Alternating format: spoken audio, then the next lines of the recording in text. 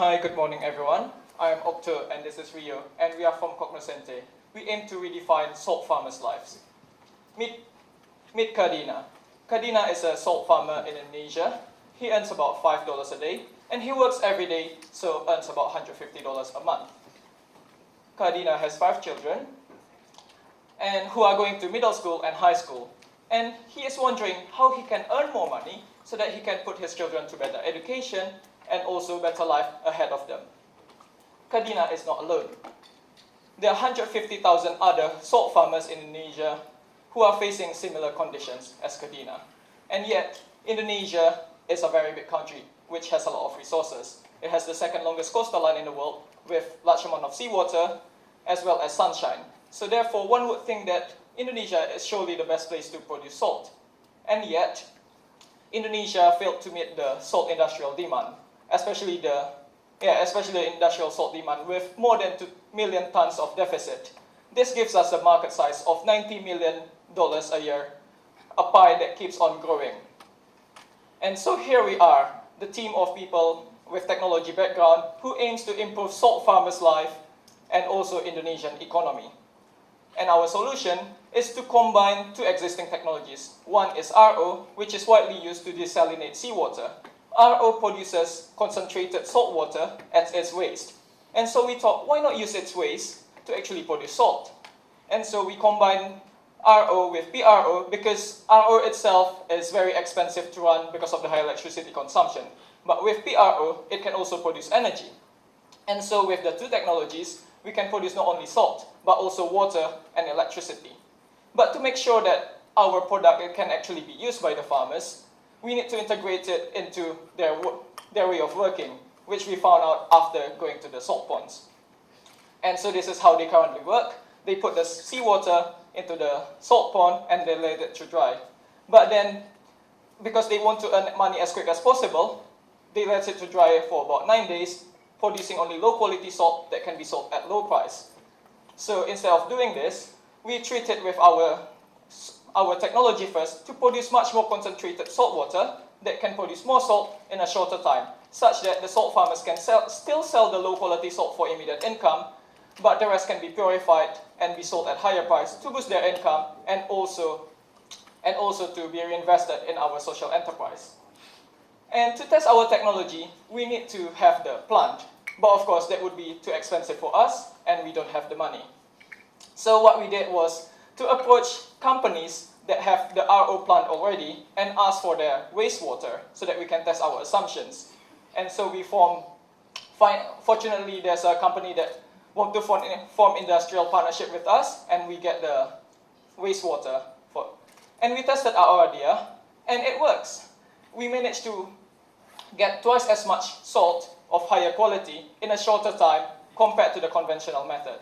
And so now Rizka will take care of the business side of things. This is our first iteration, so of course the packaging and everything will get better with time. The salt. Okay, thank you, Otto. So I will continue the presentations. So before the YSE program, actually, after we succeed producing the salt, we want to sell these products to the salt industry, to the big salt industry in Indonesia. However, after further research, we discovered that if we sold to this, this big salt company is the reason why our salt farmers earning little income whenever they sell the salt. So to increase the income of the salt farmer, we finally decided to remove the big salt industry as our consumers. Then, as you can see in the slide, that we have a complex distribution channel. We have too many states. Then, finally, we propose this we propose the new distribution channel. If the salt farmer using our technology, and then we can sell the salt directly to the consumer, as well as after we get the stable income, we can also develop the further process to purify the salt. Then we can sell to the consumer industry, which is we only imported recently. So once we increase the productivity of the salt, we can also increase the income of the salt farmers. We aim to reward the salt farmers with the 3 times higher income than they got recently. So with these amounts, they can get the children to the higher educations in Indonesia.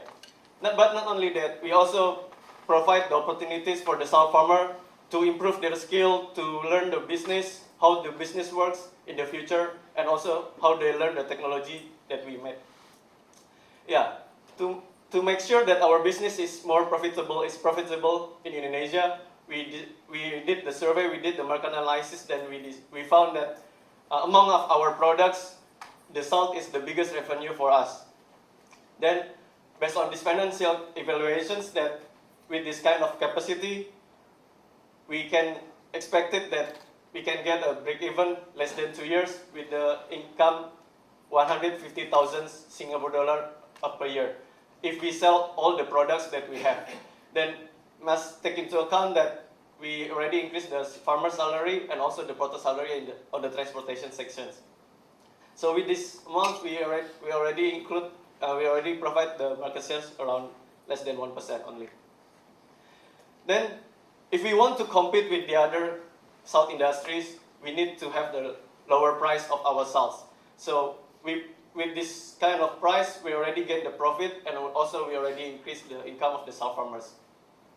Yeah, for the Indonesian local salt companies, recently they only focus on the household consumer. However, there's and then no one that dealing with the industrial salts.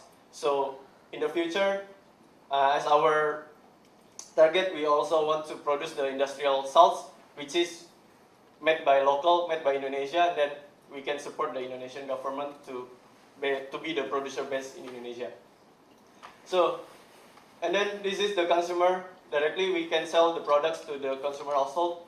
But we face the difficulties whenever we talk to the salt user industry. So they don't want to talk with us about this technology. Then finally we discovered that we need the salt user industry associations in Indonesia. We need to approach them how the technology works. Then we can sell this product after that. And the cost structure itself, we need the pilot plant and also the transportation will take a big portion on it. So finally here we are. We did research simulations already, we did the partnership and also the experiments. Then what we need to do is the pilot plant. After we have the pilot plant, we can get the products, we can have the improvement for the investors, so we can build the industrial plant in the future. Yeah, so finally, thank you for the YSE program for providing us the big opportunity, especially learning from the business point of view, and especially thank you for our mentor, and then yeah, let's redefine our salt farmers' life together. Thank you. Thank you, Cognoscente, for the salt. So may I invite the judges to pose a question, please? Once again, excellent presentation. When I was a child, I used to work, or I used to live in my holidays with a number of salt farmers, so this is something that's really nice. But I'm a bit confused.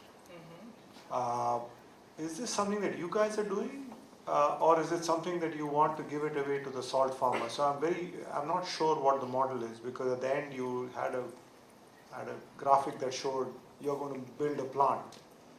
So you mean the rest of the salt farmer's life is not going to improve because it's only coming from the people that you guys employ in your plant? Okay. So the question is whether the whole of salt farmers will benefit or just the people that we employ. Is that the question? That's a very good question. Although, yeah, at first, it will only affect the lives of the people that we actually employ. It wouldn't affect the 150,000 salt farmers at first. But of course, we have to start from somewhere. So once we stabilize this, we may have only like one plant employing about 40 people. But as our capacity builds, as our capacity grows, we will build more plants around the countries, especially with the 2 million tons deficit. I'm sure there is quite a large market for us to get into, and also to start impacting all the other peoples as well. Of course, it might be a very slow process for us to learn, and also to make sure that it's stable for the salt farmers so that they can maintain their income and not disruptive to their lives. What was the learning platform or that social media that sort of was the inspiration for your Cognoscente. Yes. So our main motivation, right? Yeah, so our main motivation, as we mentioned earlier, that we have a lot of salt farmers in Indonesia that they only have a little income whenever they sell the salt. So because as you can see that the business model in Indonesia, current business model, we have complex, long time journey. When they want to sell the salt to the consumer, we have some middlemen, and also another big salt company, which is they have a big bargaining position for the farmer, and then they constantly bought the salt from the farmer at very low price. So within our technology, we can increase the productivity, or then after we increase the productivity, but we also provide the current business model that we will sell directly to the consumer. But not only that, we also focus on the big market that that Indonesia salt company never touched, the industrial salt. No one, we can say no one in the industrial salt that play in the industrial salt. So how much, I wrote down industrial salt as I thought that's a good market there. But how much do you know about the industrial salt market, and what proportion of your revenue do you think that would come from that? So the industrial salt itself occupies about 60% of occupies about 60% of the total salt demand in Indonesia. And although at first we can only sell the household salt at first, because we want to make sure there's a continuity. Once we implement this, the salt farmers can maintain their income, increase their income a bit, then we will venture also to industrial salt. And after that, that will actually be the main bulk of our income, because industrial salt obviously is more expensive than the household salt, but that also requires investment as well, more investment, not just the things that we've mentioned, like the 140,000. And I think that, to me, I'm not yet entirely convinced about. I see you made some progress in the input side.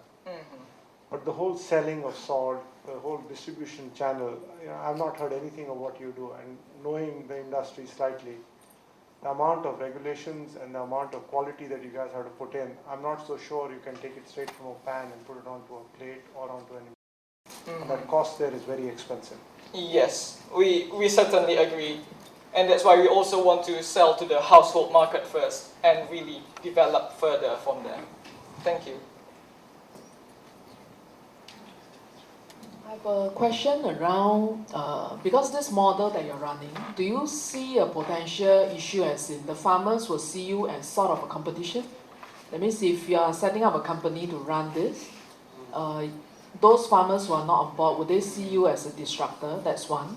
The other one is, do you see that how long can you sustain your competitive advantage? Because it's sort of a technology that you have. Will people easily copy it and suddenly everybody is doing the same thing? So firstly, about whether the other salt farmers are seeing it as a competition. So when we target the area, we will, because Indonesia is very large, so we will target this area and we will employ all the salt farmers in the area.